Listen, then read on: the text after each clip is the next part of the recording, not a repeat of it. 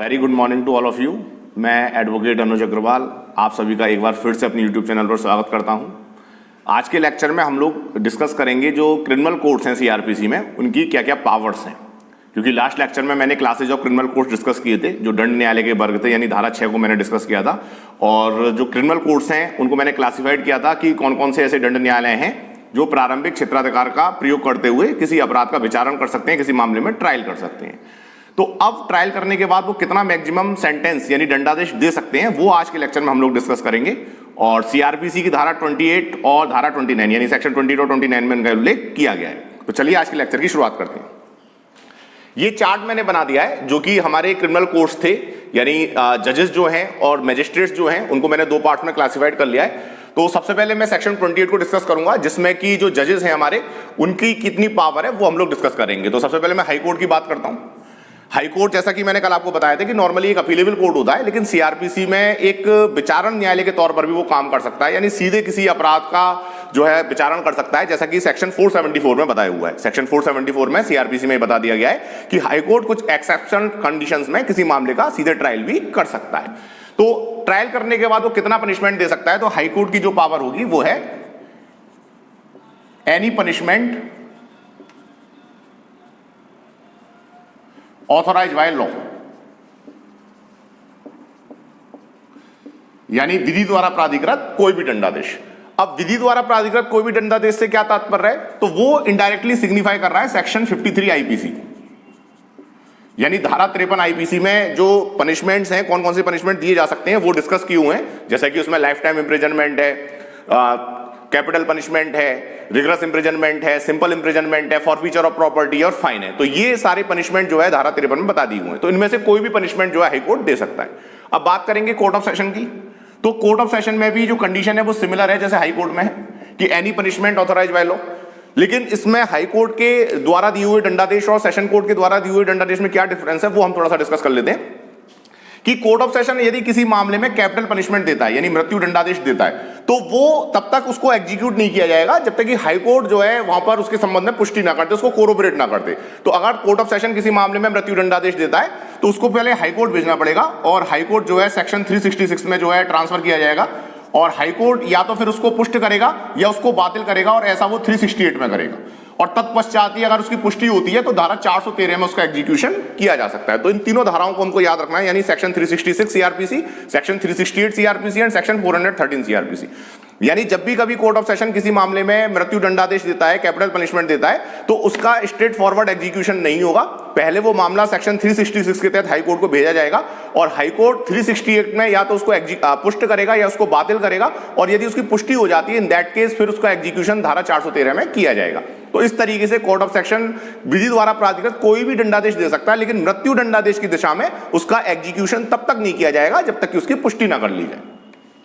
उसके बाद तीसरे नंबर पर हम आते हैं और बात करेंगे एडिशनल कोर्ट ऑफ सेशन की। तो एडिशनल कोर्ट ऑफ सेशन भी कोई भी दंडादेश दे सकता है जो कि विधि द्वारा प्राधिकृत है, ऑथोराइज बाय लॉ, यानी सेक्शन 53 आईपीसी में जो भी पनिशमेंट है वो सब एडिशनल कोर्ट ऑफ सेशन भी दे सकता है। और एडिशनल कोर्ट ऑफ सेशन और कोर्ट ऑफ सेशन मैंने बताया था अपने लास्ट लेक्चर में कि दोनों की जो शक्तियां होती हैं वो समकक्ष होती हैं, वो समान होती हैं। इसलिए जो प्रोसीजर हम कोर्ट ऑफ सेशन के संबंध में फॉलो कर रहे हैं वही प्रोसीजर हम एडिशनल कोर्ट ऑफ सेशन के संबंध में भी फॉलो करेंगे।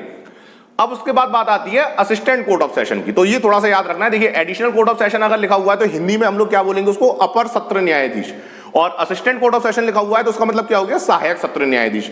तो कहने का मतलब है कि अगर असिस्टेंट कोर्ट ऑफ सेशन है यानी सहायक सत्र न्यायालय है तो वहां पर उसकी जो पावर है वो कम होगी एडिशनल कोर्ट ऑफ सेशन या कोर्ट ऑफ सेशन से, और उसकी जो पावर होगी मैं आपको बता दूं कि वो केवल 10 साल तक की अवधि के कारावास का कोई भी दंडादेश, यानी अप टू 10 ईयर्स, और फाइन जो है वो अनलिमिटेड है, उस पर कोई लिमिट नहीं है। यानी 10 साल तक की अवधि के संबंध में कारावास का कोई भी दंडादेश और फाइन पर कोई रेस्ट्रिक्शन नहीं होगा।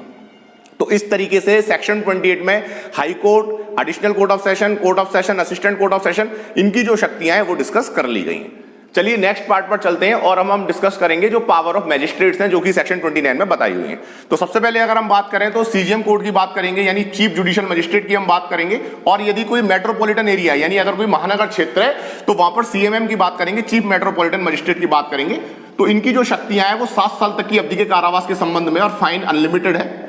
फाइन के संबंध में कोई रेस्ट्रिक्शन नहीं है। तो सीजीएम कोड हुआ या सीएमएम कोड हुआ, सीजीएम कोड नॉर्मल कोड जो होते हैं और सीएमएम महानगर क्षेत्र में जो होंगे उनके संबंध में जो शक्ति होगी वो 7 साल तक की अवधि के कारावास का कोई भी दंडादेश और फाइन पर कोई रेस्ट्रिक्शन नहीं होगा।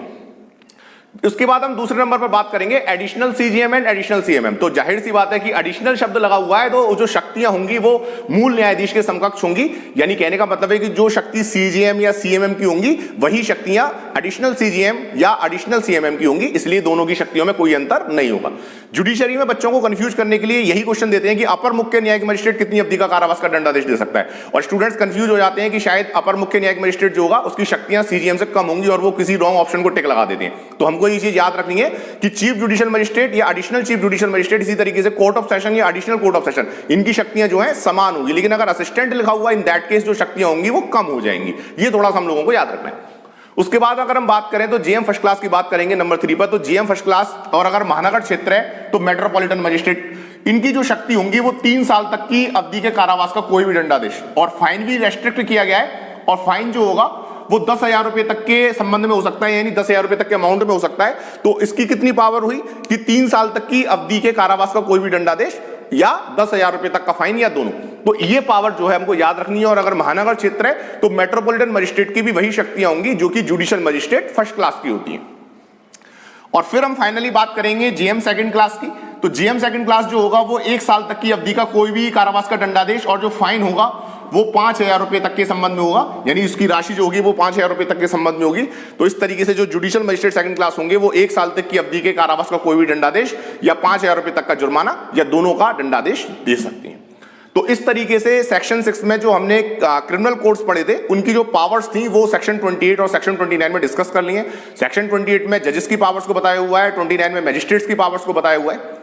जुडिशरी, एपीओ, बार एग्जाम 2-3 क्वेश्चन इस पर्टिकुलर चार्ट से या इस पर्टिकुलर सेक्शन 6, 28, 29 से पूछे जाते हैं, और आप लोगों को ये पनिशमेंट्स याद रखनी है अच्छे से, क्योंकि क्वेश्चन आता है डेफिनेटली इनमें से।